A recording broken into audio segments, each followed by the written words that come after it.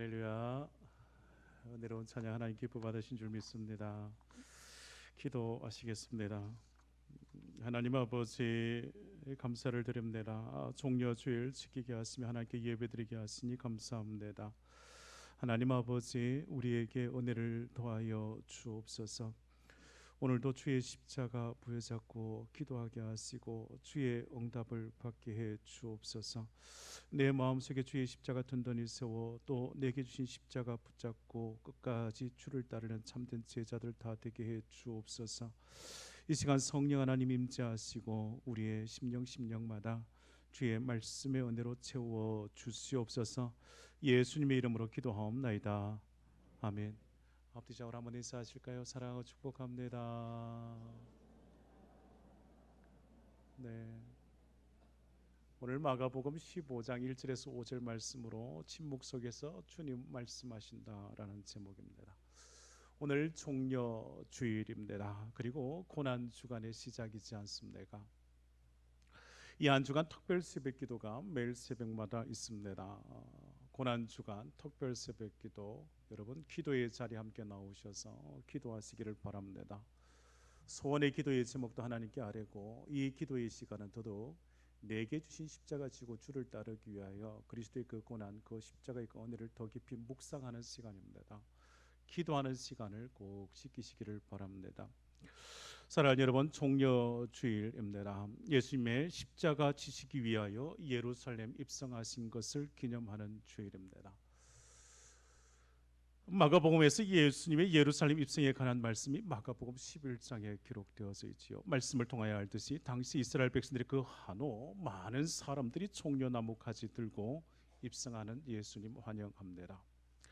당시 사람들은 예수님이야말로 자신들이 기다려왔던 메시아라 생각했습니다. 그 옛날 화려했던 다윗의 영광을 회복시킬 분으로 믿어 의심치를 않았습니다. 사람들은 예수님이 예루살렘에 오신 것을 왕으로 등극하기 위해 입성하신 것으로 그들은 생각했을 겁니다. 그래서 많은 사람들 종려나무 가지 들고 예수님을 환영했고, 또 많은 사람들 자신에 있어서 가진 것 중에 가장 귀한 것, 그 겉옷 나귀 가는 그 길에 폈습니다. 사람들은 예수님이 이제 자신들을 구원할 것이라 굳게 믿었고 왕이 될 줄로 알았습니다. 사람들은 호산나 외치고 기뻐 주님을 맞이하고 예루살렘 입성하는 것을 기뻐했을 겁니다. 그런데 충격적인 일이 벌어졌습니다. 불과 며칠이 지나지 않았음에도 예수님께서 골고다 언덕 그 십자가에 달려 죽게 되셨습니다. 예수님은 예루살렘 입성에 있어서 반겨 맞았던 사람들의 그 간절한 기대, 그 소원 왜 모르겠습니까? 호산나, 호산나 외친 그들의 그 찬양의 그 의미를 왜 몰랐을까요? 왜 그토록 종려나무를 흔들고 환영하였는지 그들의 마음 주님은 모르지 않았을 겁니다. 그러나 예수님은 십자가를 지는 하나님의 그 뜻을 선택하여 나아갔습니다. 그렇게 하는 것이 하나님을 위한 길일 뿐만 아니라 모든 백성을 살리는 생명, 진리의 길이었기 때문입니다. 오늘 우리 종려주일을 맞이하여서 예수님의 예루살렘 입성의 그 큰 뜻을 좀 알 수 있기를 원합니다. 또한 예수님께서 이 고난 주간에 고난을 당하시며 왜 침묵하셨는지 그 의미도 좀 알아야 할 것입니다. 이사야 선지자는 일찍이 예수님이 어떤 고난을 당하실 것인가 이사야 53장에 이렇게 기록해 놓았습니다. 그가 찔림은 우리의 허물 때문이요 그가 상함은 우리의 죄악 때문이라. 그가 징계를 받음으로 우리는 평화를 누리고 그가 채찍에 맞음으로 우리는 나음을 받았도다. 우리는 다 양 같아서 걸어 행하여 각기 제 길로 갔거늘 여호와께서는 우리 모두의 죄악을 그에게 담당시키셨도다. 그가 곤욕을 당하여 결함을 떼어도 그의 입을 열지 아니하였으며 마치 도수장으로 끌려가는 어린 양과 털 깎는 자 앞에서 잠잠한 양같이 그의 입을 열지 아니하였도다. 예수님의 고난은 우리의 죄악, 우리의 허물 때문이었습니다. 예수님은 곤욕을 당하여 괴로울 때 그의 입을 열지 않았습니다. 마치 도수장으로 끌려가는 잠잠한 그 양과 같았다고 이사야 53장에 기록하고 있지 않습니까? 예수님은 왜 침묵하셨을까요? 예수님의 침묵은 말할 줄 몰랐기 때문이 아닙니다. 할 말 없었기 때문이 아닙니다. 언제나 주님의 말씀은 권위가 있었고 능력이 있었고 권세가 있었습니다. 말씀 한마디로 천지를 창조하셨고 죽은 자를 말씀으로 살리셨고 병든 자를 고치셨습니다. 그런데 예수님은 고난받는 그 자리에서 침묵하시는 거예요. 예수님은 침묵만 하시는 겁니다. 오늘 본문 말씀 보시겠습니까? 3절, 4절, 5절. 대제사장들이 여러 가지로 고발하는지라 빌라도가 또 물어 이르되 아무 대답도 없느냐? 그들이 얼마나 많은 것으로 너를 고발하는가 보라. 예수께서 다시 아무 말씀으로도 대답하지 아니하시니 빌라도가 놀랍게 여기더라. 예수님은 십자가의 죽음 앞에서 침묵하십니다. 십자가라는 가장 큰 고난을 앞에 두고서도 주님은 침묵하십니다. 예수님은 사람들 앞에서 침묵하십니다. 대제사장이 여러 가지로 고발하지만 예수님은 그들을 향하여 왜 이러는가? 내가 무슨 잘못을 했는가? 너희들이 어떻게 하려는가? 이런 방구의 항변도 하지 않았습니다. 오히려 이 말씀만 하셨죠. 내 말이 옳도다. 세상 사람들은 자기의 자존심이 조금 상하면 고래고래 소리를 지르지 않습니까? 감기, 몸살만 걸려도 끙끙 앓는 소리를 냅니다. 지극히 작은 손해만 입어도 펄펄 뛰고 야단을 하는 우리의 모습이지 않습니까? 지극히 작은 일에 대하여 침소봉대를 일삼는 것이 우리의 모습이지 않습니까? 그러나 주님은 침묵하셨습니다. 자신의 뜻대로 되지 않는다고 신경질을 부리거나 핏대를 올리며 다투지도 않으십니다. 거들먹거리거나 떠벌리지도 않으시며 떠들썩하게 만들지도 않고 사람들을 동원하지도 않으십니다. 예수님은 괴로울 때나 끌려갈 때 그저 침묵만 하셨습니다. 진정 예수님은 자기 변명이나 항변을 일삼지 않으셨고 예수님은 떠들지 않으셨습니다. 주님은 오직 침묵하셨습니다. 예수님은 왜 한마디 말씀조차 하지 않은 것일까요? 침묵하시는 예수님의 그 뜻이 무엇일까요? 다시금 본문 말씀 3절 4절 말씀 보시죠. 대제사장들이 여러 가지로 고발하는지라 빌라도가 또 물어 이르되 아무 대답도 없느냐? 그들이 얼마나 많은 것으로 너를 고발하는가 보라 하되 십자가에 달려 죽어야 하는가 마는가 중차대한 문제 그 앞에서 주님은 한마디도 변명하지 않았습니다. 대제사장들과 악한 무리들에 있어서의 고소 고발 인정하듯이 예수님은 그저 침묵만 하고 계십니다. 예수님을 이해할 수가 없습니다. 왜 침묵하고 계시는 겁니까? 본문 4절에 대제사장들이 여러 가지로 고발하는 것을 빌라도가 지켜보았지 않습니까? 그리고 침묵하시는 예수님도 봅니다. 보다 못한 빌라도가 답답한 나머지 중재에 나서려고 하지 않습니까? 왜 가만히 있는가? 왜 변론하지 않는가? 왜 그냥 있는가? 되묻지 않습니까? 대제사장들이 여러 가지로 고발하였다고 했습니다. 많은 고발이 이루어졌다는 것을 우리는 많은 고발이 이루어졌다는 것은 무엇을 의미할까요? 그들이 얼마나 치밀한 계획을 세워서 예수님을 죽이려고 했는지 알 수 있지 않습니까? 사전에 준비를 다 해왔다는 것을. 가룟 유다를 언 30에 섭외하였고 예수님이 잡히고 신문을 받자마자 고발이 쏟아져 나오는 것을 보면 악한 자들이 예수님을 책잡으려고 얼마나 많은 노력을 기울이고 있었는지를 우리는 짐작할 수 있지 않습니까?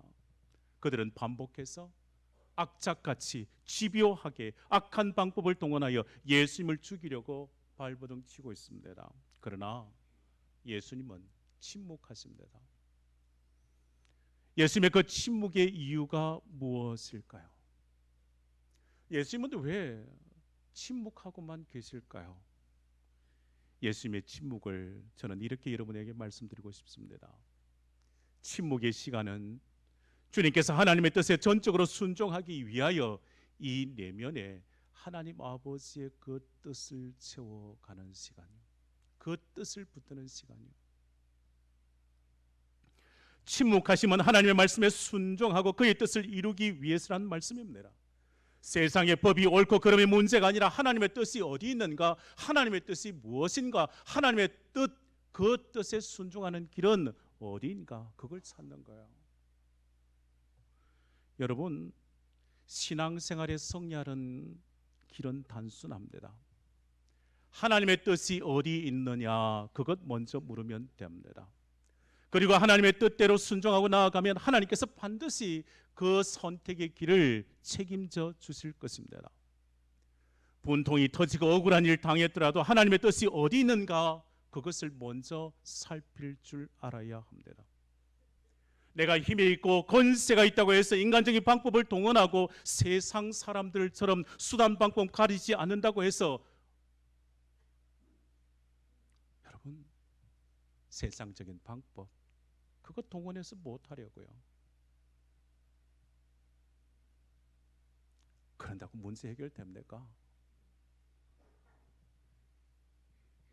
그렇게 하면 주님의 뜻은 사라지고 상처만 남을 뿐입니다. 그래야 주님 그 침묵을 우리는 배워야 합니다. 주님은 침묵하심으로 우리에게 말씀하십니다. 하나님 아버지의 뜻에 순종하라고 말씀하시는 겁니다. 침묵하고 순종하기만 하면 에베네셀의 축복을 누릴 것이고 여호와일의 그 축복, 그 예비된 그 축복을 누리게 될 것입니다. 두 번째로 예수님의 침묵은 자신을 고발하는 그 무리들을 향하여 주님은 무언의 심판을 내리고 계신 겁니다. 예수님의 침묵은 고발하는 자들을 향하여 말합니다. 무엇이든지 해보라고요. 세상 방식으로 내 마음대로 해보라고요. 심판의 경고입니다.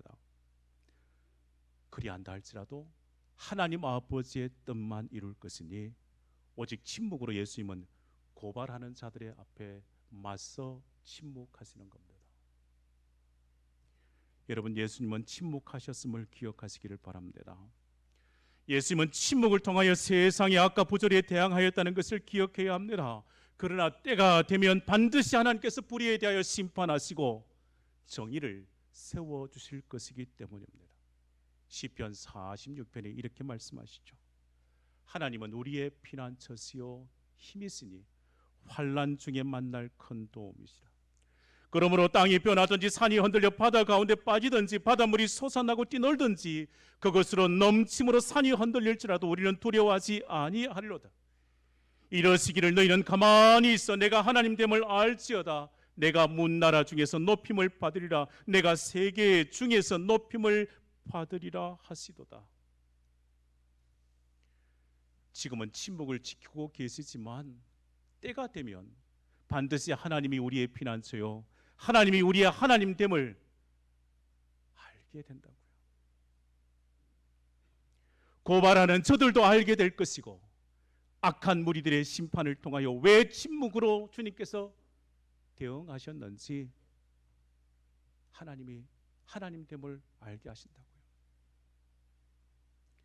세 번째로 예수님의 침묵은 기다림이라 말할 수 있습니다. 예수님은 침묵을 통해서 우리가 회개하고 돌아오기를 기다린다는 것입니다. 주님은 침묵하심으로 우리가 무엇을 잘못하고 있는가를 스스로 깨닫게 하십니다. 오늘 우리가 예배자로 설 수 있는 것, 우리가 섬기는 자로 쓰임 받는 것, 주님의 기다림이 있었기 때문이지 않습니까? 교회에 두 종류의 사람이 있습니다. 입으로 떠들고 주님의 뜻을 행하지 않는 사람들, 그러나 말없이 주님의 뜻을 실천하는 사람들 있습니다. 떠들고 소리를 내지만 실천 없는 사람들은 예수의 사람이 아니요, 그러나 이름 없이 빛도 없이 늘 감사하며 말 없이 주님을 따르는 사람들, 그들이 예수의 사람이요 예수의 종입니다. 예수님은 침묵하셨다고요. 여러분, 예수님은 십자가 앞에 침묵하셨습니다. 속죄의 제물이 되셔서 우리 모두에게 생명을 주시려고 십자가 앞에서 주님은 침묵하셨습니다. 예수님은 그 제자들을 사랑하셨기 때문에 침묵하셨습니다. 그들의 잘못과 허물을 덜쳐내지 않으시고 주님은 침묵하셨습니다. 주님은 고발하는 자들의 그 허물도 덜쳐내지 않으셨고 침묵하셨어요. 동일하게 우리를 사랑하심으로 여러분의 그 지난 날에 대하여 허물을 덜추지 않으시고 주님은 침묵하십니다. 현장에서 가나마다 붙잡힌 그 여인을 서기관과 바리새인들은 그녀의 죄에 대하여 말하고 정죄하지만 주님은 말씀하셨지요. 나는 너를 정죄하지 않는다고요. 나는 내 죄를 더 이상 말하지 않겠다는 말씀인 겁니다. 예수님은 연약하고 가난한 자들을 위하여 축복하실 때 결코 말을 더디하신 적이 없으십니다. 사랑과 축복의 말이라면 주님은 무한히 하셨습니다. 그러나 십자가 앞에서 자신을 위해서 침묵하시고 또 하나님의 뜻을 이루기 위하여 침묵하시며 고발하는 자들 앞에서도 주님은 침묵하십니다. 사랑하심으로 생명을 주시기 위해 침묵하셨다. 십자가를 친히 담당하심으로 하나님의 뜻을 이루어 생명을 저들에게 주시기 위하여 침묵하셨다고요. 사랑하는 여러분, 종려주의를 지키는 우리는 이제 예수님의 침묵을 배워야 할 때입니다. 침묵함으로 모든 판단을 주님께 맡길 수 있어야 합니다. 억울한 일, 불필요한 오해를 받고 있다면 모든 것 다 주님께 맡겨드리고 침묵함으로 나아가시는 거예요. 그리하면 하나님 아버지께서 선하게 하나님의 뜻을 이루어 놓으실 겁니다. 우리나라 옛 문인집에 침묵에 관한 글을 담은 묵소 침묵의 집이란 책이 있습니다. 그 글에 이런 내용이 있습니다.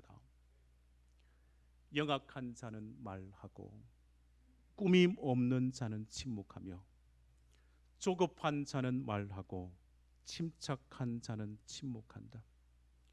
말하는 자는 수고롭고 침묵하는 자는 편하다. 말하는 자는 낭비하고 침묵하는 자는 아낀다. 말은 침묵으로 깊어지고 생각은 침묵으로 터득된다 라고 말입니다. 여러분, 옛 어르신들이 하는 말이 있지 않습니까? 사람은 태어나 말을 배우는데 2년이면 말하는 것을 좋게 배운다 했습니다. 옛 어른들이 침묵하는 데는 60년이 걸린다 했습니다. 듣는 것보다 말하기를 좋아하는 사람이요, 그들은 남을 이해하려고 하지 않습니다. 내가 이해받고 싶어하는 그 욕심 때문에 타인의 말을 듣지 않고 자신의 말만 하려고 합니다. 우리가 인생을 살다 보면 억울한 일을 당할 때가 있습니다. 나와 아무런 상관없이 비난을 받고 나쁜 사람이 될 때가 있는 법입니다. 어이가 없고 말문이 막히게 되는 때, 이런 때 한 번 더 생각해 보시는 거예요. 진위를 가여라 하는가? 사실 여부를 따져 물어야 하는가? 아니면 침묵해야 될 것인가? 여러분 기억하세요. 침묵이 더 낫습니다. 침묵하고 주님께 기도하시는 것이 더 낫습니다. 사랑하는 여러분, 예수님은 침묵하심으로 하나님의 뜻을 이루어 드렸습니다. 침묵으로 말씀하신 주님을 따르는 저와 여러분 될 수 있기를 주님의 이름으로 축원합니다. 끝까지 침묵하시는 거예요. 오늘 말씀은 이 이야기로 마치려고 합니다. 인간은 10가지의 죄를 짓는다면 그중 9가지는 입으로 짓는다는 말이 있습니다. 그만큼 입에서 비롯되는 잘못이 많다는 이야기입니다. 초대교회 당시 사도들을 통하여 전해지는 이야기가 있습니다. 타우르스 산을 넘는 두루미. 타우르스 산을 넘는 두루미에 관한 이야기요. 타우르스 산은 독수리들의 서식지로 유명하다고 합니다. 두루미들이 이 험준한 타우르스 산을 넘을 때 독수리들이 포식하는 날이라고요. 독수리의 먹이가 되는 두루미는 시끄럽게 울면서 그 타우르스 산을 넘어가는 두루미들. 산을 수없이 넘어가지만 오랜 세월을 보낸 나이가 많은 두루미들은 거의 희생되지를 않습니다. 왜냐하면 이 울음소리로 인해 독수리의 먹잇감이 되는 것을 그들은 잘 알고 있기 때문입니다. 오랜 세월을 보낸 두루미들은 길을 떠나기 전 입에 돌을 물고 하늘을 날아오른다고 합니다. 입을 열어 소리를 내었다간 저 타우르스 산을 넘어갈 때 독수리의 먹이가 되기 때문이요. 돌을 문 두루미는 입에 그 돌을 물고 그 돌 때문에 침묵함으로 그 산을 무사히 넘어가는 겁니다. 사랑하는 여러분, 믿는 자들에게 있어서 침묵이요 생명을 지키는 것입니다. 믿는 자들에게 있어서 침묵이요 하나님의 뜻을 이루어 드리는 것입니다. 침묵하고 기다리면 하나님 아버지의 뜻은 반드시 이루어집니다. 사랑하는 여러분 모두가 주님을 닮아 침묵하심으로 주의 뜻을 이루어 드리는 복된 성도가 다 되시기를 주의 이름으로 축원합니다. 기도하십시다. 은혜가 풍성하신 하나님 아버지, 종려주의를 지키며 고난 주간을 시작하겠으며 감사를 드립니다. 모든 것 주님께 다 맡겨드리고 침묵함으로 주의 뜻을 구하게 하시고 주의 뜻을 이루어 드리는 순종의 삶을 살아가도록 주여 은혜를 더하여 주시옵소서. 예수님은 침묵하심으로 하나님 아버지의 뜻에 순종하여 그 뜻을 이루어 드렸습니다. 주여 우리에게 침묵하는 법을 가르쳐 주시옵소서. 침묵함으로 순종의 자리로 나아가도록 은혜를 더하여 주시옵소서. 침묵하고 순종함으로 하나님의 뜻을 받들어 이루어드리도록 우리에게 침묵하는 법을 가르쳐 주시옵소서. 성령 하나님 역사하여 주셔서 이 종교주의를 지키며 고난주간을 시작합니다. 침묵으로 주 앞에, 침묵으로 십자가 앞에 엎드리게 해 주시옵소서. 예수님의 이름으로 기도하옵나이다. 아멘.